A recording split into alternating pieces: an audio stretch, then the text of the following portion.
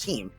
I think it's a little bit weird to have two former academy players as the quote-unquote young pieces of your team, and frankly, not really performing up to the level that you would want. And maybe that has to do with something of, I don't know, maybe the resources having been taken a little bit by the others in the roster and not really giving them a lot to work with, whether it be them not actually focusing on the developmental aspect of their game, or maybe it's just a little bit of a slow start with the 1 month that they've had with the introduction of both Phelps and Nizon into the team. Coldzera, as I'd mentioned, once again, one could only assume taking over the role of in-game leader in the absence of Nithon and in the change and in the stint of his removal. So now with that being said, it's going to have to be us kind of honing in on how they do use Venomzera and Nice. And Venomzera touted as one of the most up-and-coming and most talented young Brazilian players that we've seen in modern-day Counter-Strike. And now, given his shot, it needs to be a little bit better than that if we're going to be making the rounds towards that major run in a couple of months now even. But a decider of Mirage following the veto plan in the first of the best of ones, Anthran.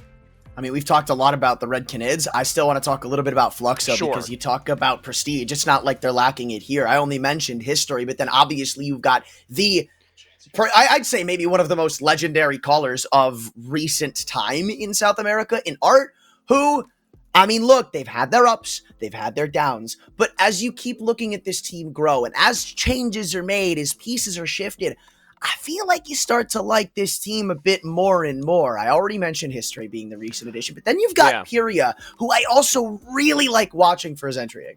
He's actually made Kai look really good as well. Even actually in some instances since the addition of history, maybe even better in some ways. I think that he's certainly been looking much better than what we had come to expect following the unfortunate circumstances over in Furia. I mean, talk about what you will, but that's one of those moments where it's like your time in Furia did not count, that kind of thing, where it feels like every one of the players on Fluxo is slowly starting to find